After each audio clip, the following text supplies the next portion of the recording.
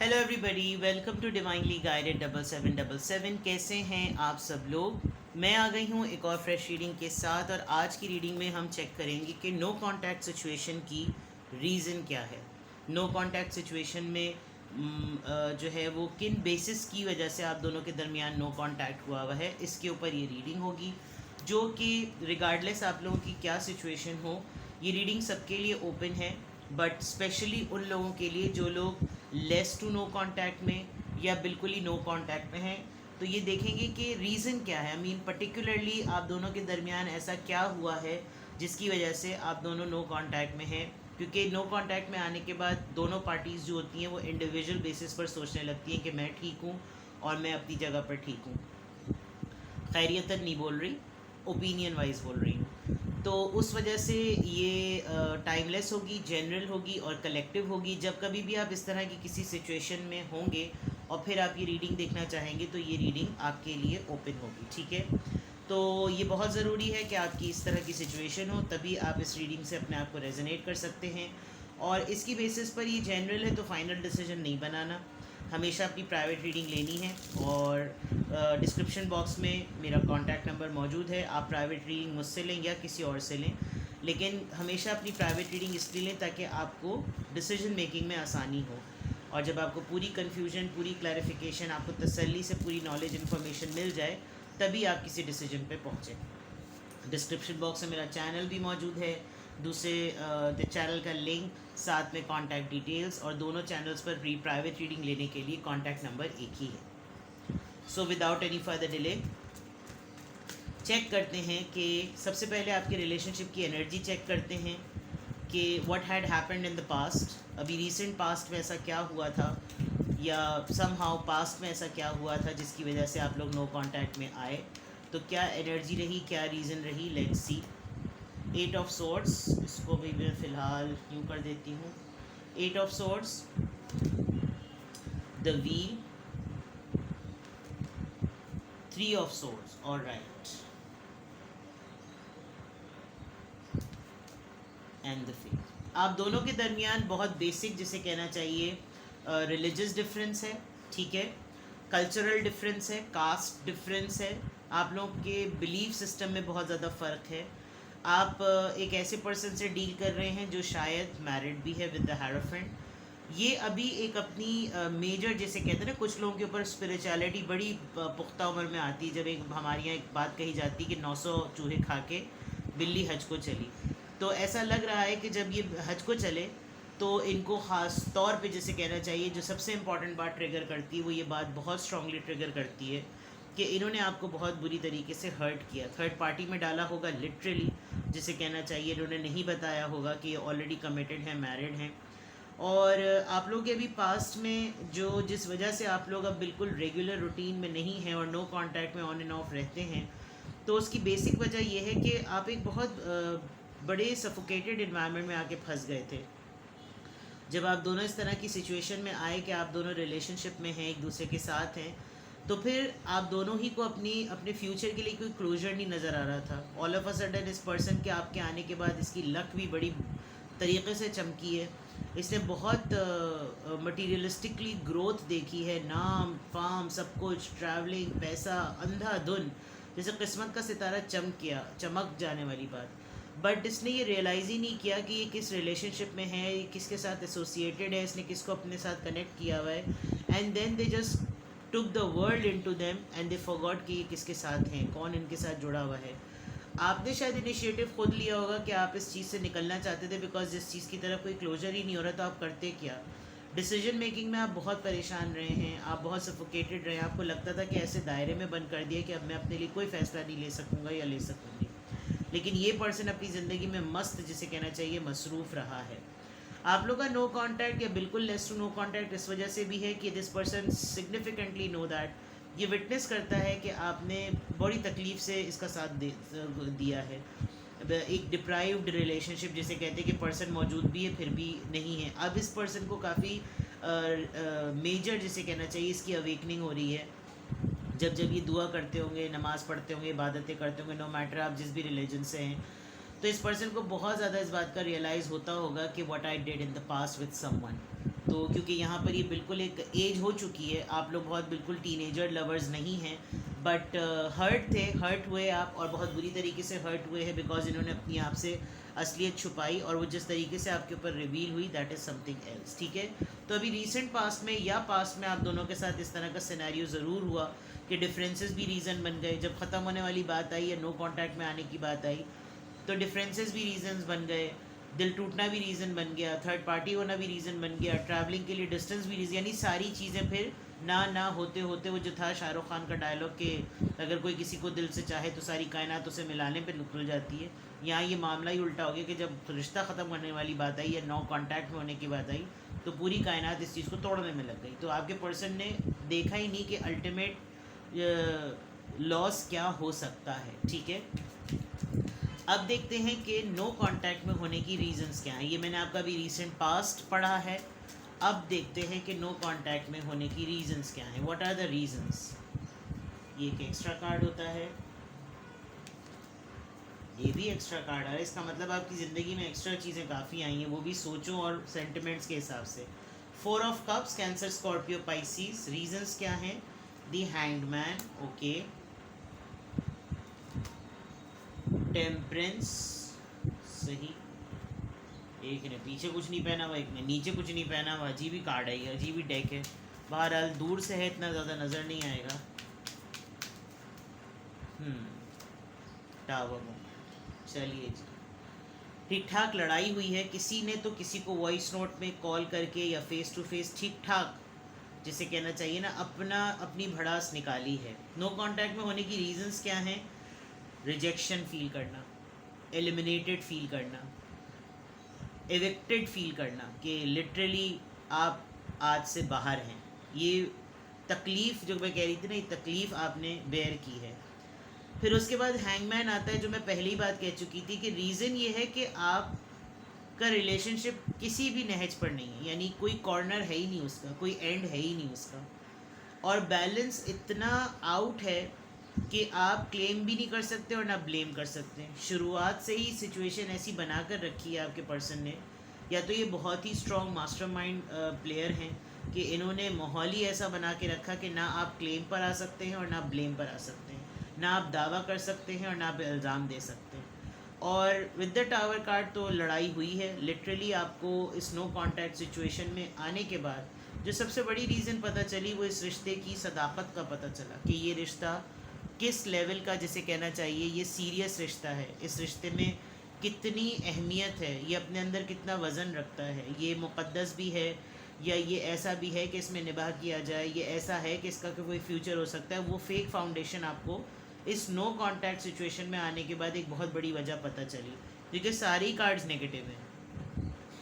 With the Sagittarius, with the Pisces energy, ये वैसे भी अपने अंदर बहुत पॉज एनर्जीज होती हैं। हैंगमैन तो वैसे ही चीज़ों को लटका देने मामला होता है, लेकिन दोनों कार्ड्स में एक बात अच्छी है, टेम्परेंस में और हैंगमैन में, कि ये इस बात से डिनाई नहीं कर सकते कि इनको अंदाज़ा किस बात का हो रहा है। अगर ये इस बात को डिनाई करें कि मेरा दिल उसकी तरफ उठता है या मेरा दिल उसकी तरफ जाता है, तो ये इस बात से डिनाई नहीं कर सकते।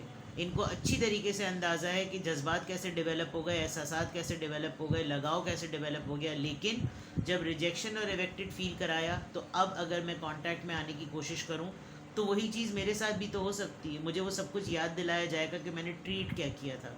ये चीज़ आप बार बार इसको रिकॉल करते हैं तो आपके लॉन्ग डिस्टेंस में या आपके नो कांटेक्ट की रीजंस में और ज़्यादा एक्सटेंशन और एक्सपेंशन आ जाती है। विद द टावर कार्ड, आप दोनों के दरमियान ठीक ठाक लड़ाई हुई है, और लड़ाई के बाद दोनों ही एक दूसरे से बिल्कुल पेज पर नहीं हैं, तो रीजंस बिल्कुल सिग्निफिकेंट है। लेट्स सी कि ये 4 ऑफ कप्स यहाँ पर क्यों आया है। जजमेंट, आपने जब ये सिचुएशन से आप गुजरे, नो कांटेक्ट में आए, सोचना शुरू किया किसकी गलती होती है, क्या होता है, फिर आपने अपनी एफ़र्ट को नोट किया और उनकी एफ़र्ट को नोट किया, दोनों के इनपुट को रिलेशनशिप में देखने के बाद आपने सोचा कि अब अगर ये खुद ठीक होना होगा, फिक्स होना होगा, तो खुद ही हो जाएगा। क्योंकि अगर कोई रिश्ते में ला कर अपने साथ जोड़ कर फिर रिजेक्ट फील कराए और फिर कहे कि यू आर एविक्टेड, अब तुम मेरी लाइफ में रिक्वायर्ड नहीं हो, चाहे वो लफ्ज़ ब लफ्ज़ ये बात ना कहे, लेकिन उसके एक्शन से और माहौल क्रिएट कर देने से यही हो कि ये एग्ज़िट डोर है, आप यहाँ से दफ़ा हो जाए मेरी ज़िंदगी से, तो उससे ज़्यादा बुरी कैफियत और बुरा एहसास होता नहीं है कि आपने किसी के साथ वक्त गुजारा, दिन गुजारे, लम्हात गुजारे, जज्बात शेयर किए और फिर आपको ऐसा फील कराया जा रहा है कि no, I am not at all ready. आपने इन्होंने हो सकता है कोशिश की हो आपको अप्रोच करने की, मनाने की, लेकिन जो फीलिंग है वो आपने बिल्कुल भी, उस पर आपने कोई कॉम्प्रोमाइज़ नहीं किया और आपने छोड़ दिया कि इसका मुकाफात अमल ही फ़ैसला करेगा। हैंगमैन यहाँ पर क्यों आया है? क्योंकि 3 स्ट्रेट मेजर आर्कानाज आए, तो हो सकता है आपकी लाइफ बड़ी स्टार कार्ड। बहुत सारे मामलात में ये भी हुआ होगा कि इतना ज़्यादा वेट करने पर जो आपका करियर है, जिस एबिलिटी से और जिस स्किल से आप बिलोंग करते हैं, वो वक्त आपका खोता चला जा रहा था। आप इनके इंतज़ार में मुस्तकिल यूँ बैठे थे कि शायद ये कोई डिसीजन लेंगे, शायद ये कोई आपके लिए फ़ैसला करेंगे, तो फिर आप उस चीज़ के बाद अपने करियर के बारे में या अपनी स्किल के बारे में, अपनी एबिलिटी के बारे में सोचेंगे। लेकिन उन्होंने इतना तगड़ा पॉज डाला कि आपको इन्होंने बिल्कुल ही, जिसे कहना चाहिए ना, आपका टाइम बहुत बर्बाद किया। एंड देन मैंने अभी कही ही थी ये बात कि 3 मेजर आर्कानाज आए, इसका मतलब आपने अपनी लाइफ में कोई सिग्निफिकेंट आप चेंज लाए होंगे। एंड स्टार कार्ड यहाँ पर आ गया। आपने नो कांटेक्ट में आने के बाद अपने ऊपर काम किया, अपनी सेल्फ वर्थ पे काम किया। इनको सेल्फ वर्थ इश्यूज़ होंगे, आपने उसको अलर्ट किया, आपने ख़ुद अपने आप को बेहतर बनाने की कोशिश की। क्योंकि कुछ कम लोग होते हैं जो रिजेक्शन को एज अ चैलेंज ले लेते हैं और कुछ लोग रिजेक्शन को एक्सेप्ट कर लेते हैं। मुझे आप पसंद नहीं आए, आप क्योंकि आप में ये बुराई हैं, तो लोग उनके इस टाइटल को एक्सेप्ट कर लेते हैं, हाँ ये जो कह रहे हैं ना, मैं शायद ऐसा ही हूँ। और कुछ लोग जब कहते हैं कि आप मेरी लाइफ की चॉइस नहीं बन सकती क्योंकि ये चीज़ें नहीं मैटर करती, तो फिर दूसरे लोग दूसरी कैटेगरी वाले लोग स्टैंड लेते हैं कि हम तो हैं ही ऐसे, हमारे साथ एडजस्ट करना है तो तुमको एडजस्ट करना है, हमने तो डे वन से अपनी कोई चीज़ छुपाई नहीं थी। तो with the star card it looks like कि आप इस रिलेशनशिप में रहते हुए अपना प्रेशियस टाइम वेस्ट कर रहे थे, जो कि आपने नहीं होने दिया। शायद इसीलिए जजमेंट का कार्ड भी आया है। मैं देख रही हूँ कि अब मुझे नहीं पता टेम्परेंस को क्या चीज़ क्लैरिफाई करेगी, लेकिन मेजर आर्काना उसको मेजर आर्काना ही क्लैरिफाई कर रहा है, जो कि एक बहुत बड़ी बात है कि आपने पर्सनैलिटी ट्रांसफॉर्मेशन पे बहुत काम किया है। आपने अपने ऊपर बहुत काम किया कि अगर नो कॉन्टैक्ट की रीजंस में आपको रिजेक्टेड फील कराया गया, तो आपने कहा मैं तुम्हें ऐसा बेटर बनकर दिखाता हूँ या दिखाती हूँ कि जब तुम मुझसे मिलो तो फिर तुम्हें एहसास हो कि तुमने गंवाया क्या। टेम्परेंस कार्ड यहाँ पर क्यों आया है? 3 ऑफ कप्स। आपके किसी दोस्त ने गड़बड़ की है, बीच में कोई दोस्त आया, थर्ड पार्टी सिचुएशन हुई, यहाँ पे भी थर्ड पार्टी थी। और टेम्परेंस में इम्बैलेंस ये भी हो सकता है कि नो कांटेक्ट में होने के बाद जो सबसे बात रियलाइजेशन होती है, आपके फ्रेंड्स या तो इस नो कांटेक्ट के लिए आपके लिए बड़े सपोर्टिव हैं या फिर वो इस लड़ाई में तेल डालते हैं। जब जब उनको ये पता चलता है कि आप दोनों नो कांटेक्ट में हैं, तो वो इनको इन्वॉल्व कर लेते हैं कि तुम यार अपना फ़न टाइम गुजारो, तुम इन्जॉय करो, अरे इतने दिनों बाद तुम्हें टाइम मिला, अरे तुम लोग का तो दोबारा से यूनियन हो जाएगा, ये ब्ला ब्ला। तो ये जो टेम्परेंस है और जो पर्सनालिटी का या लाइफ का इम्बैलेंस है, वो इसी वजह से है कि जब चीज़ें सेंटिमेंट्स और माइंड के हिसाब से बैलेंस ही नहीं है, तो फिर इंसान या तो हल्ला गुल्ला करेगा या पार्टियाँ करेगा। On the other hand reasons में बहुत बड़ा सिग्निफिकेंट ये रोल हो सकता है, क्योंकि आप देख सकते हैं यहाँ पर एक मास्क है और उस मास्क के ऊपर भी जो ख़ास तौर पे ये वाले जो फ्रेम पहने जाते हैं पार्टीज़ में, हैलोवीन्स में, तो इसका मतलब आपके किसी क्लोज वन ने जो है वो इस मामले को ख़राब करने की भी कोशिश की है कि आप लोगों के दरमियान मिसअंडरस्टैंडिंग हो। टावर कार्ड यहाँ पर क्यों आया है देख लीजिए। ये अगर 3 ऑफ कप्स नहीं आता, डेविल, लड़ाई हुई है जब आप दोनों बिल्कुल फिक्स नेगेटिव माइंडसेट पे थे। ये रिलेशनशिप बहुत ऐसा हो गया था कि तुम आज़ाद हो लेकिन तुम आज़ाद नहीं हो। आप ये देख सकते हैं कि केज का दरवाज़ा खुला हुआ है। अगर आपको ये धुंधला नज़र आ रहा है, ब्लर हो रहा है, हो जाओ भाई सही, जल्दी से सही हो जाओ और जल्दी से सही हो जाओ। बहरहाल हो सकता है थोड़ी देर में ठीक हो। चलें, हो गया। आप देखें कि ये इसने उसको इतना पैक किया हुआ है और ऊपर उसके एक बिल्कुल जैसे वो एल्व्स नहीं होते, वो जो बचपन में हमने कहानी सुनी थी, shoe and the elves maker, shoemaker, elves and the shoemaker, इस सॉर्ट ऑफ कहानी जो रात में वो निकलते थे और जूतों को मेंट करते थे, बनाते थे मैजिक उसमें, वो भी पहना रखा है बिल्कुल पपेट की तरह, यू नो। ये लड़ाई या ये टावर मोमेंट एक दूसरे की कंपैटिबिलिटी और इक्वल रिस्पेक्ट देने के पॉइंट ऑफ व्यू से भी हुआ। जब एक चीज़ सिर्फ फिज़िकल और इंटीमेसी, ऑब्सेशन और इन तमाम चीज़ों में इतनी नेगेटिव के पता चल जाए, भाई मैं हूँ किस लिए तुम्हारी ज़िंदगी में, या तुम मेरी ज़िंदगी में किस लिए हो। अगर हम दोनों किसी पर्पस के लिए नहीं है और हमारा कोई एंड गोल नहीं है, तो फिर ये सब चीज़ें तो इंसान कुत्ते बिल्लियों की तरह किसी के साथ भी कर सकता है। बट बना ऐसा दिया गया क्योंकि ज़ाहिर है जब आप किसी के साथ फिजिकली इन्वॉल्व हो जाते हैं, तो फिर आप हर किसी के साथ थोड़ी इस तरह की हरकतें कर सकते हैं जो आप एक अपने लव एंड ट्रस्ट के साथ करते हैं। और उसमें फिर आपको बॉस करना, पजेसिवनेस शो करना, मेरे मुताबिक चलो, ये नहीं होगा वो नहीं होगा, कंट्रोल करना, तो इसी वजह से स्टार और डेविल, दैट मीन्स कि आपकी लड़ाई ही जो है ना वो एक नेगेटिव माइंडसेट के पर्सन के साथ फिर हुई, जिसकी वजह से ये बहुत बड़ी रीज़न बनी कि आप लोग नो कांटेक्ट में इस वक्त हैं। तो अगर साथ भी होते तो शायद आप फिर वो नहीं कर पाते जितनी आज़ादी से, जितने स्किल और जितने टैलेंट के साथ आप इस वक्त अपनी लाइफ में जो कुछ भी कर रहे हैं, आप चॉइसेस उस हिसाब से ना बना पाते जैसी चॉइसेस आप अभी बना रहे हैं। तो ये टावर मोमेंट जो आप दोनों के दरमियान आया, ये आर्ग्यूमेंट की फॉर्म में आया, ये खटपट पे की फॉर्म में आया, जो भी हुआ, बट इसको क्लैरिफाई किया नेगेटिव माइंडसेट ने कि जो तुम्हारी नेगेटिव अप्रोच है वो इस रिलेशनशिप को किसी एंड पर नहीं जाने दे रही। तो ये एक चीज़, एंड डेफिनेटली लास्ट में आ गया 8 ऑफ कप्स, यानी कि आप लिटरली वॉक अवे कर गए, आपकी डिसीजन मेकिंग क्लियर हो गई, क्योंकि आपको अंदाज़ा हो गया था कि पर्सन अब आपको मेजरली कोई चीज़ ऐसी ऑफर नहीं कर रहा। नाइट ऑफ कॉइन्स है, इतना स्लो है, ये इतना डड्डू चाल है इसकी कि ये इतना रुक रुक के आपकी लाइफ में कोई स्टेप लेगा, तो इंस्टेड कि आप अपना टाइम वेस्ट करें, आप वॉक अवे कर जाएं। तो अभी नो कॉन्टैक्ट में जो रीजंस डेवलप हुई, उसमें एक बात मुझे अच्छी नज़र आ रही है कि आपने अपने आप को बेटर पर्सन बनाया है, और अगर अभी तक नहीं बनाया तो इस गाइडलाइंस से आप अपने आप को बेटर पर्सन बना लें, बिकॉज आप हैं टैलेंटेड, जो मैं कार्ड्स में देख सकती हूँ। आपने डिवाइन पर छोड़ दिया तो आप अल्लाह की तरफ से इंसाफ होने का इंतज़ार करें, वो खुद बेहतरीन इंसाफ करेगा। और अगर इस पूरे प्रोसेस में इन्होंने आपको कांटेक्ट किया है और कांटेक्ट करने के बाद आपको इनकी बातों से लगता है कि हाँ भाई, क्योंकि मुझे with the 3 of swords and hierophant ऐसा लग रहा है कि इनकी अर्ज तो होती है कि आपको किसी तरह कांटेक्ट में ले लें, लेकिन हिम्मत इसलिए नहीं होती क्योंकि उन्होंने फील आपको बहुत पैथेटिक करवाया है। तो ये सारे सिग्निफिकेंट रीजंस हैं जिसकी वजह से आप लोग नो कांटेक्ट में आए, और हर्ट होकर ज़िंदगी गुजारने की ज़रूरत नहीं है। ये मैं आपको एक जनरल एडवाइस दे रही हूँ बिसाइड्स पुलिंग द कार्ड, कि हर्ट होकर, दिल में तकलीफ़ रख कर ज़िंदगी में मूव ऑन नहीं करना।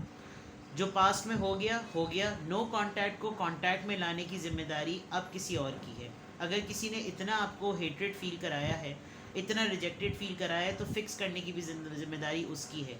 आप अपने करियर पर, अपने आप को बेटर पर्सन बनाने पर जो है वो फोकस करें, एंड डेफिनेटली जो नो कांटेक्ट में है वो फिर कांटेक्ट में खुद ब खुद ही आ जाएगा, बल्कि हो सकता है उसके साथ और भी बहुत सारे लोग आ जाएं। ठीक है, अपना बेहद ख्याल रखिएगा। Bye bye.